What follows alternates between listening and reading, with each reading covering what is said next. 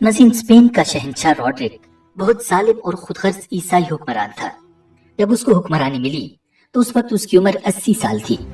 जंगी लिहाज से वो बहुत तजर्बाकार और ज़हीन आदमी था।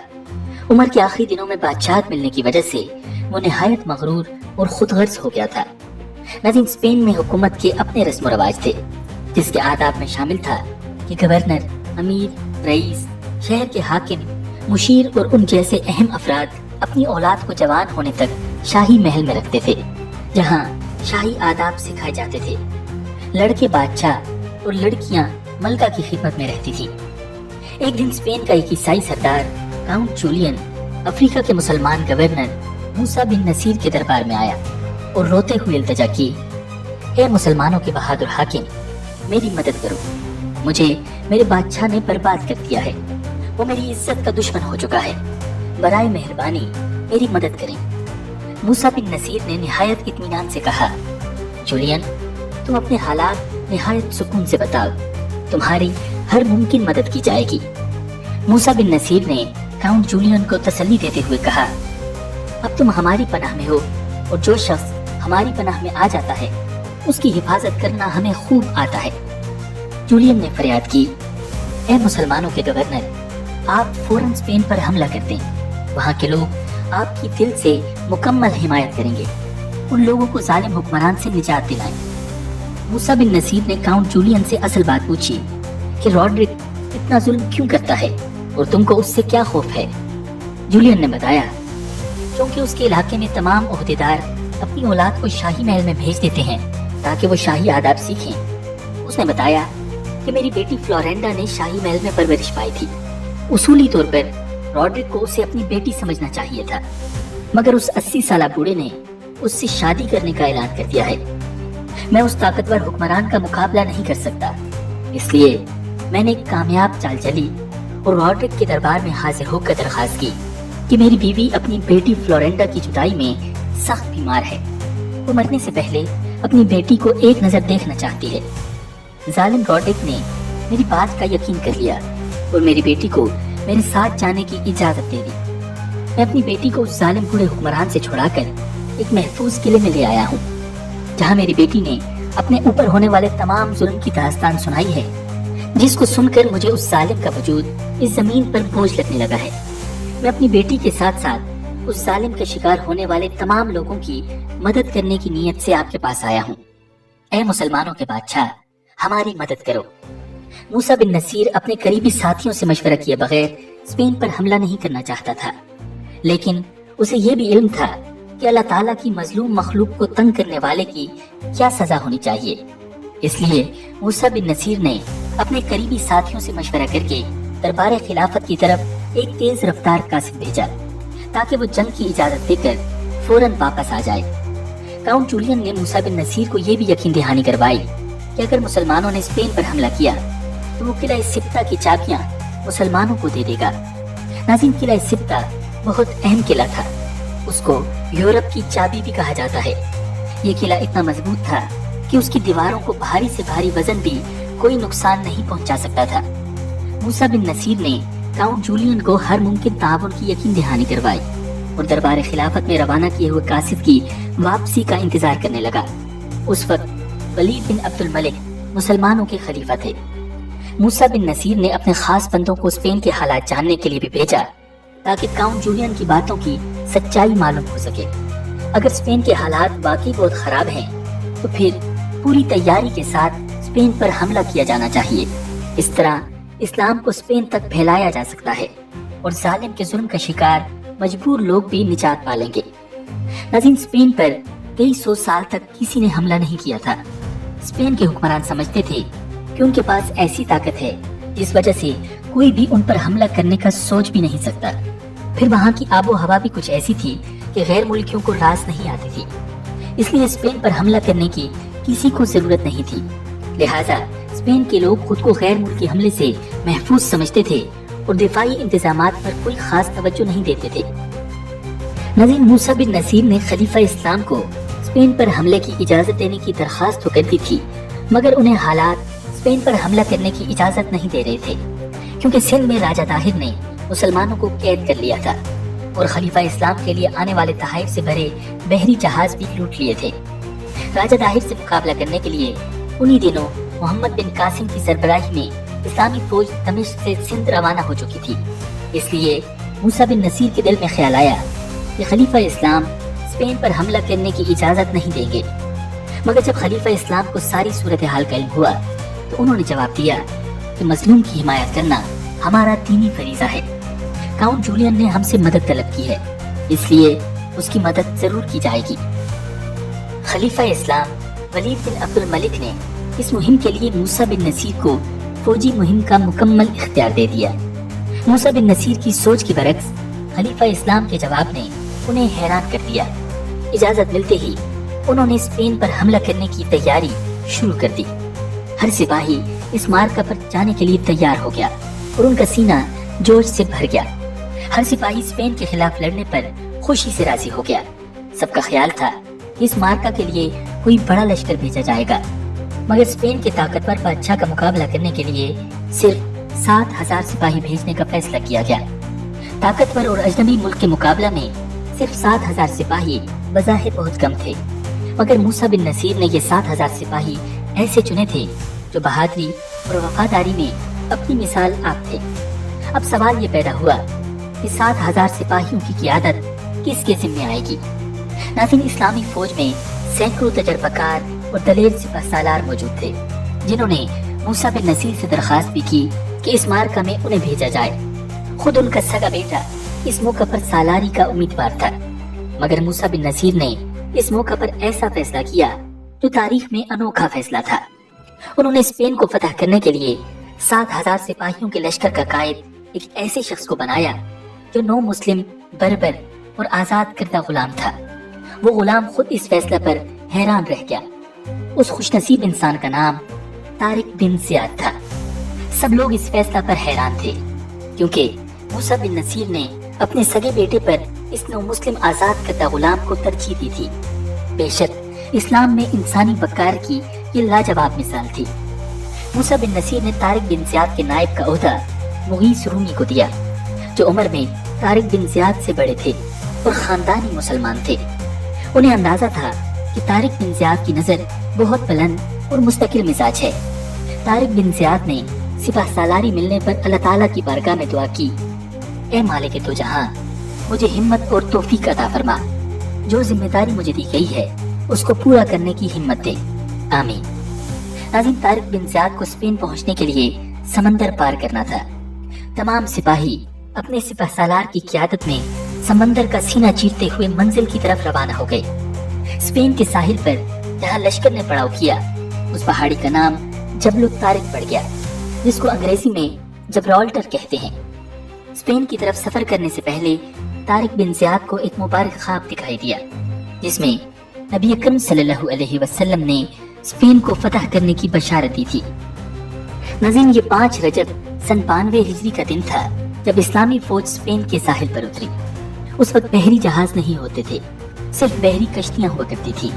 جب اسلامی لشکر اسپین کے ساحل پر اترا تو طارق بن زیاد نے ایمان افروز خطاب کیا اور کہا، ابھی وقت ہے، میں تم لوگوں کو اچھی طرح غور و فکر کرنے کا موقع دیتا ہوں۔ میں تم سب کو بتا دوں کہ یہ معمولی مہم نہیں ہے۔ ہم یہاں پر اجنبی ہیں، یہاں کے رستوں کا بھی ہمیں علم نہیں ہے۔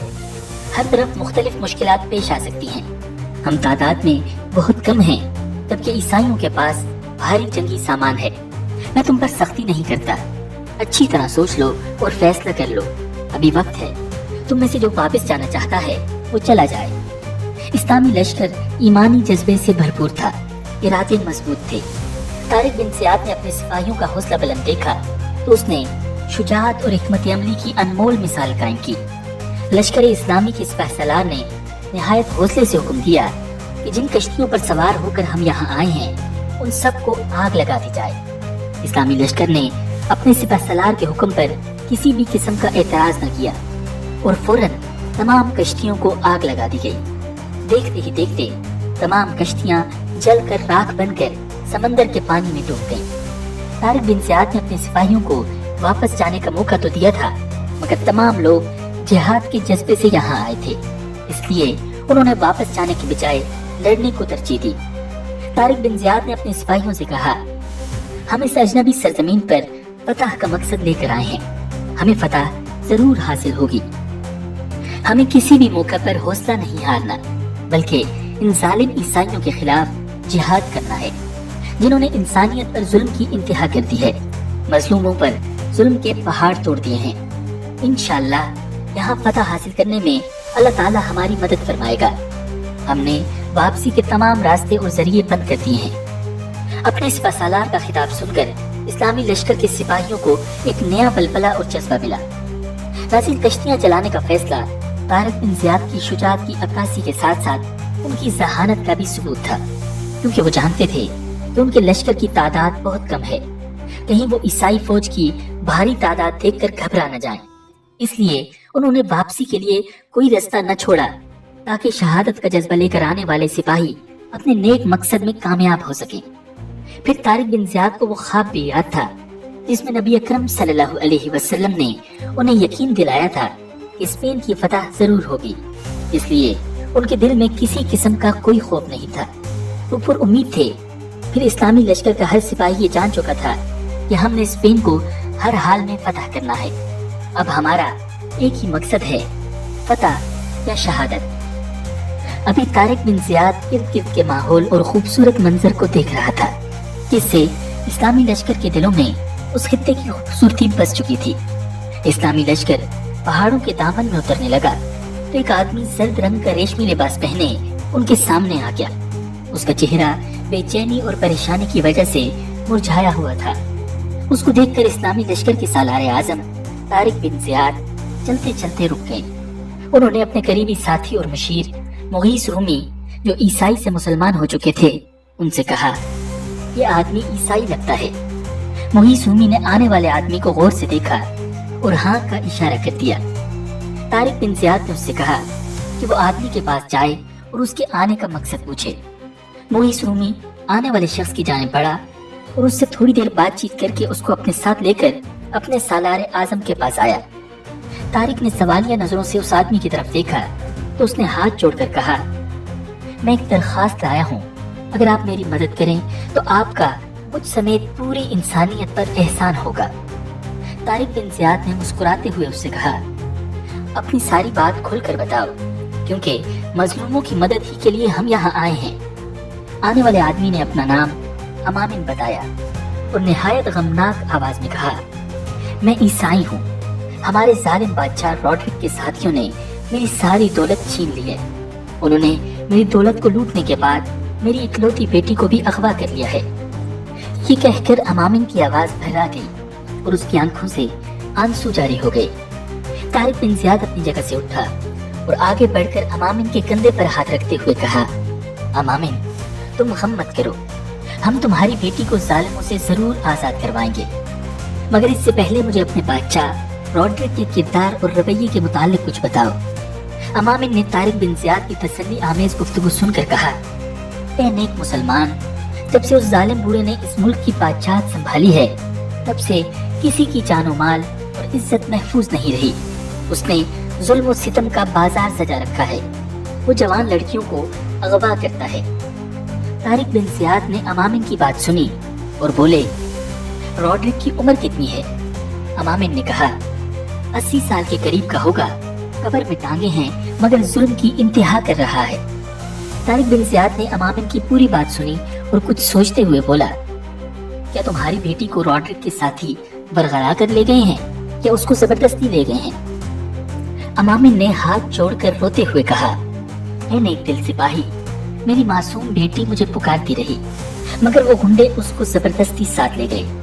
میں نے اپنی بیٹی کو ان کے چنگل سے چھڑوانے کی کوشش کی تو انہوں نے مجھے اس زور سے دھکا دیا کہ میں دیوار سے جا ٹکرایا اور گر کر بے ہوش ہو گیا۔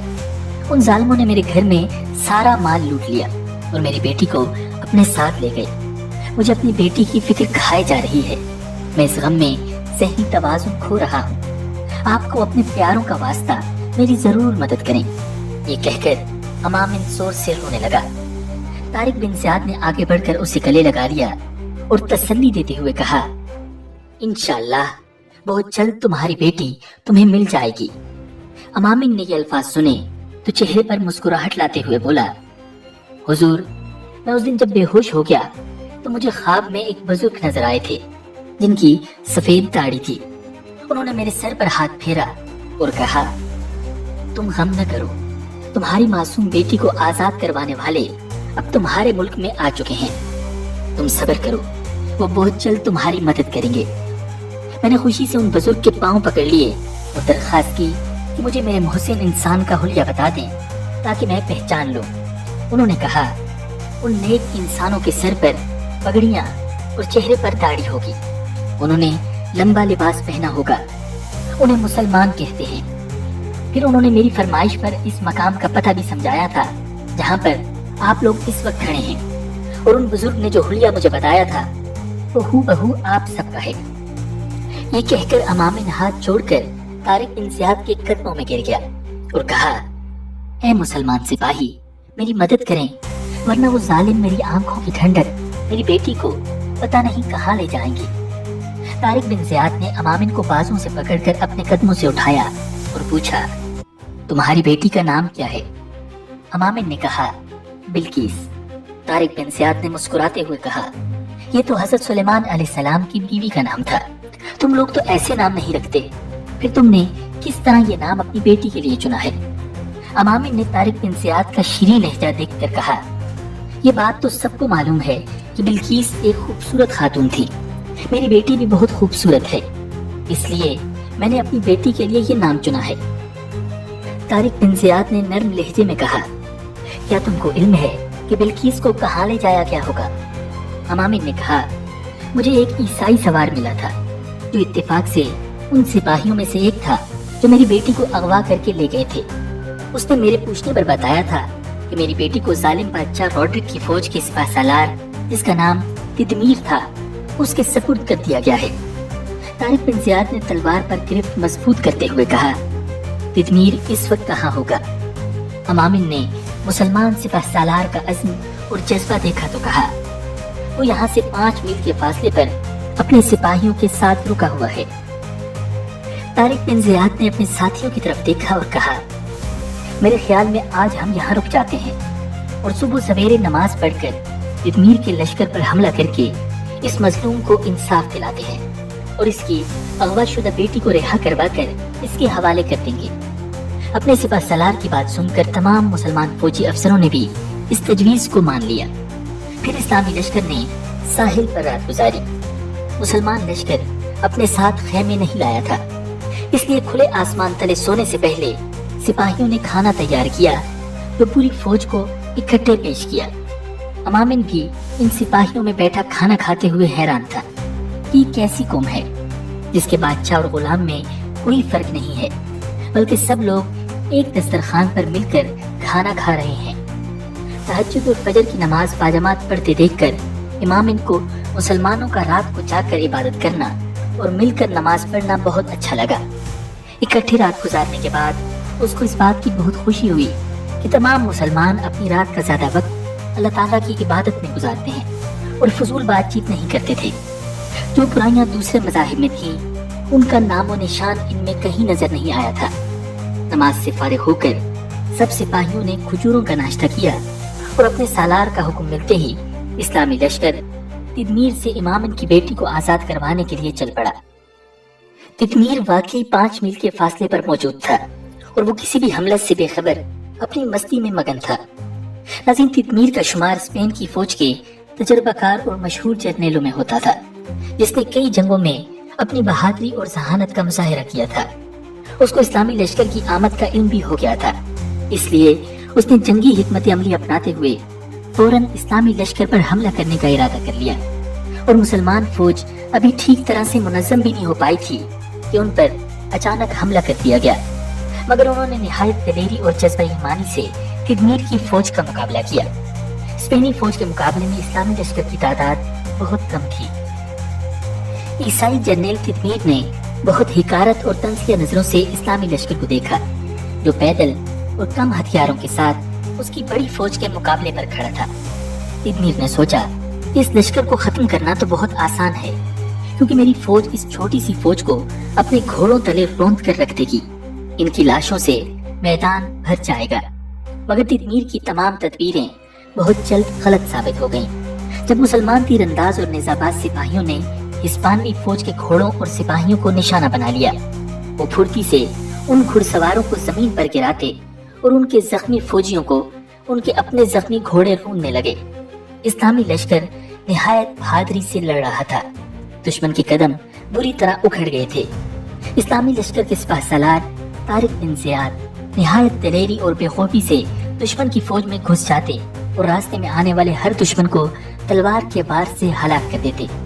دشمن نے کئی مرتبہ انہیں گھیرے میں لے لیا، مگر وہ پھرتی سے ان کے نرغے سے نکل آتے اور دشمن پر ٹوٹ پڑتے تھے۔ جب طارق بن زیاد اور اسلامی لشکر نہایت جاں بازی سے لڑتے ہوئے عیسائی جرنیل تدمیر تک پہنچ گئے تو وہ تدمیر جو جنگ سے پہلے اسلامی لشکر کو حقیر جان کر خوش ہو رہا تھا، وہ اب اپنی جان بچانے کے لیے بھاگ گیا۔ جب ہسپانوی سپاہیوں نے اپنے جرنیل کو میدان سے بھاگتے دیکھا تو انہوں نے بھی میدان چھوڑ دیا اور بھاگ کھڑے ہوئے۔ اسلامی لشکر نے دور تک ان کا پیچھا کیا اور مزید کئی سپاہیوں کو ختم کر دیا۔ ناظرین، اس لڑائی میں 1100 سے زیادہ عیسائی مارے گئے اور صرف 19 مسلمان شہید ہوئے۔ اب عوام مسلمانوں کا جذبہ وعدہ اور رات بھر جاگ کر عبادت کرنا دیکھ چکا تھا۔ جب تدمیر کو پوری طرح شکست ہوئی تو وہ ایک مسلمان سپاہی اسماعیل کو ساتھ لے کر اپنی بیٹی بلقیس کو ڈھونڈنے چل پڑا۔ اسلامی لشکر سے عبرتناک شکست کے بعد عیسائی سپاہی تنکوں کی طرح بکھر چکے تھے۔ ان کے خالی خیموں میں سے ایک کے اندر بلقیس رسیوں میں جکڑی نظر آ گئی۔ اسماعیل نے آگے بڑھ کر تیز دھار خنجر سے اس کی رسیاں کاٹ دی اور اسے آزاد کر کے خیمے سے باہر لے آیا۔ بلقیس نے جب اپنے والد امامن کو دیکھا تو روتی ہوئی اس کی طرف بھاگی۔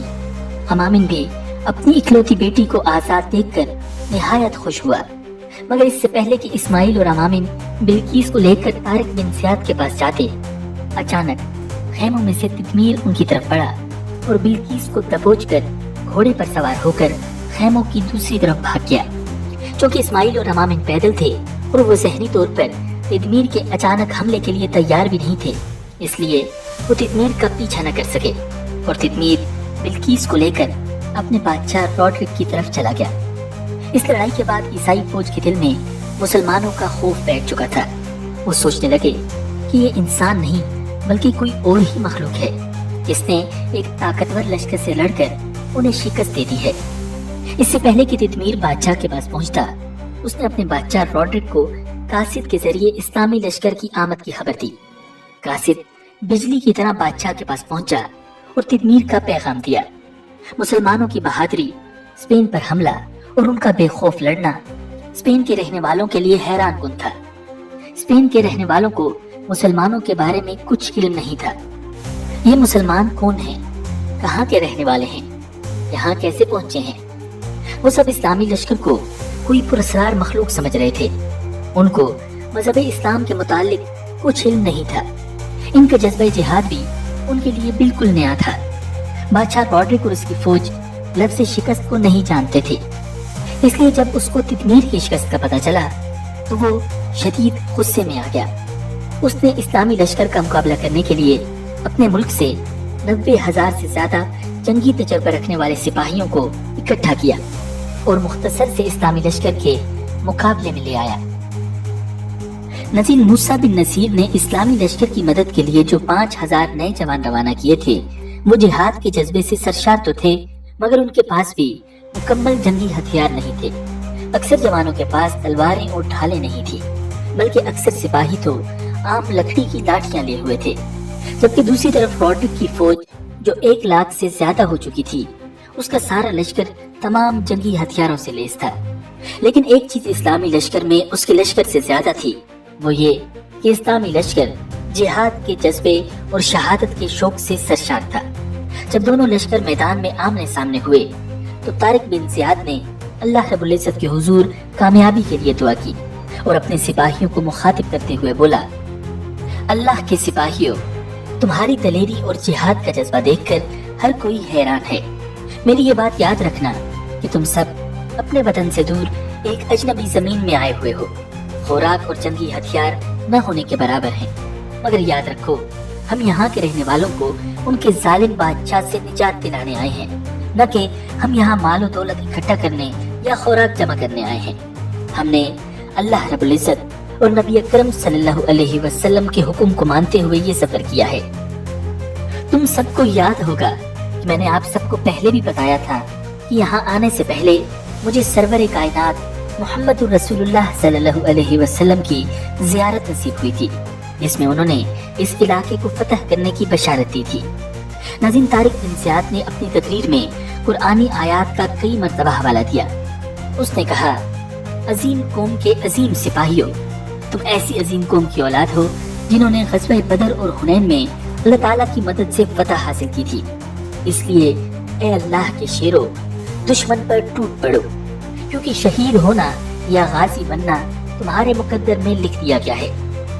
ناظرین، اسلامی لشکر نے اپنے سپہ سالار کا ایمان افروز اور جذبہ جہاد سے بھرپور خطاب سنا تو انہوں نے پرجوش ہو کر نعرہ تکبیر بلند کیا اور عیسائی لشکر کی طرف بڑھنے لگے۔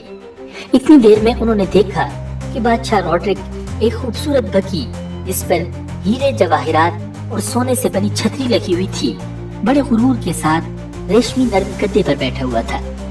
طارق بن زیاد نے اپنے سپاہیوں کی طرف دیکھا کہ کہیں کوئی اس کی شان و شوکت کے روب میں تو نہیں آ گیا، مگر اسے یہ دیکھ کر خوشی ہوئی کہ سارا لشکر نفرت سے بھری نظروں سے اس کو دیکھ رہا تھا۔ اتنی دیر میں عیسائی لشکر اسلامی لشکر پر حملہ آور ہو گیا۔ ان میں گھوڑوں کی لمبی قطار تھی۔ بظاہر ایسا لگ رہا تھا کہ عیسائی لشکر چند لمحوں میں اسلامی لشکر کو کچل کر رکھ دے گا۔ 1 لاکھ سے زیادہ دشمن کا مقابلہ کرنے کے لیے صرف 7-8 ہزار مسلمان آٹے میں نمک کے برابر تھے۔ عیسائی لشکر کی صفیں دور تک بچھی ہوئی تھی۔ اگر حساب لگایا جاتا تو دونوں لشکروں میں 1 اور 10 کا فرق تھا، یعنی 10 عیسائیوں کا مقابلہ کرنے کے لیے 1 مسلمان تھا۔ ناظرین، جب جنگ شروع کرنے کا اعلان ہوا تو طارق بن زیاد نے ایک بار پھر اللہ تعالیٰ کے حضور سجدہ ریز ہو کر کامیابی کی دعا کی اور مدد کرنے کی درخواست کی۔ پھر سجدے سے سر اٹھا کر اس نے 3 بار نعرہ تکبیر بلند کیا۔ اسلامی لشکر نے بھی اللہ اکبر کہہ کر اپنے جذبے سے آگاہ کیا۔ طارق بن زیاد نے عیسائی لشکر کا مقابلہ کرنے کے لیے اپنی فوج کو مزید آگے بڑھنے کا حکم دیا۔ عیسائی بادشاہ روڈرک افرادی قوت اور بھاری اسلحہ رکھنے کے غرور سے مسلمانوں پر حملہ آور ہو گیا۔ دونوں طرف سے خوب جوش سے جنگ جاری تھی۔ جنگ میں دونوں طرف سے بھرپور حملے کیے جا رہے تھے اور ان حملوں کا مقابلہ کیا جا رہا تھا۔ میدان جنگ بھی خوبصورت نظارہ پیش کر رہا تھا۔ ہوتا یوں تھا کہ جب ایک مسلمان سپاہی دشمن کے سپاہی پر تلوار زنی کرتا تو اس کے وار سے 6-7 عیسائی فوجی مارے جاتے تھے۔ بظاہر دیکھنے میں عیسائی فوج مسلمانوں کے مقابلے میں بہت زیادہ تھی، مگر ایسا لگ رہا تھا جیسے اللہ رب العزت نے اپنے سپاہیوں کے لیے فرشتے زمین پر بھیج دیے تھے جو مسلمان سپاہیوں کا مکمل ساتھ دے رہے تھے۔ شام تک میدان جنگ کا نقشہ بدل چکا تھا۔